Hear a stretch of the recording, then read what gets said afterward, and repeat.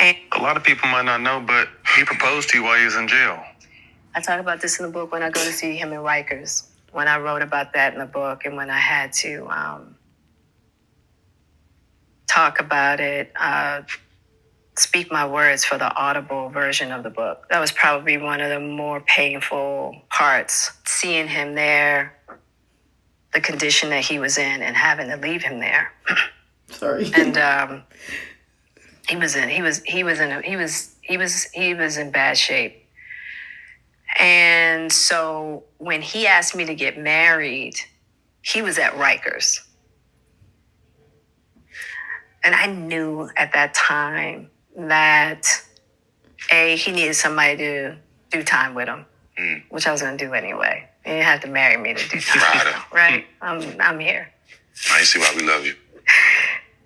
And then he needed a rock. He needed, because of our friendship and because of everything we had been through together, he just wanted to feel that solidified foundation. You know, because I promise you, he would have married me and divorced me as soon as his ass left jail. He would have. Right. I'd be real with it. Right. Because so many people in that position don't have support. Right. None at all. None. You know? And you got the best. Right. He was just like, look. And I just think it was the mind state that he was in. You know? He wrote me this long letter.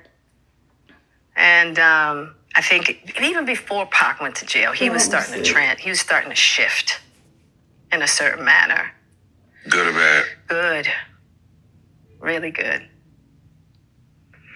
And I think that for him, he just felt like, okay, if I can... I don't know what it is, y'all, but the way she says things, right, yeah, like she bothers me. I will say this, though. You're going to tell me that what she's doing is okay.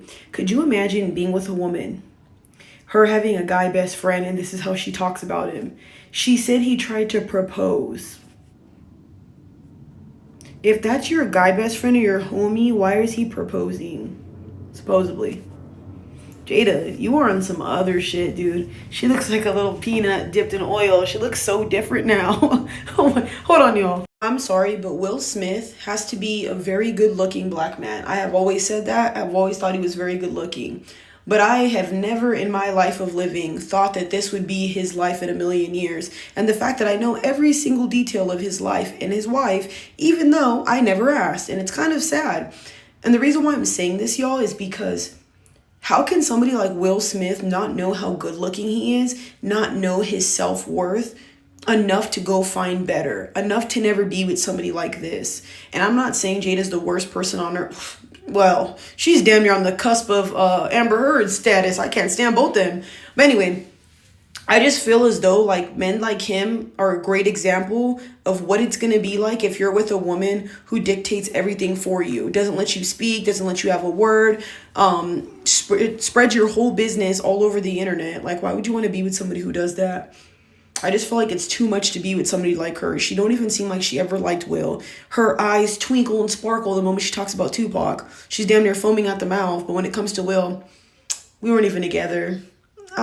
He's not all that. Like, she even looks at him like she don't like him. So it's like, dude, I'm not even understanding the point anymore. How could he even be in the same home as her? I don't know if they're doing this for publicity, as a stunt, whatever, to try to get traction towards them, but they old already. Like, why? Why would you want this type of negative stuff? Now you see why influencers and people that are celebrities like to keep their relationships private. Because what's the point of doing this? You're with this person, had kids with this person, and all you're doing is running your mouth about them. And then hyping up your guy best friend that tried to propose to you and used to like you that is no longer here.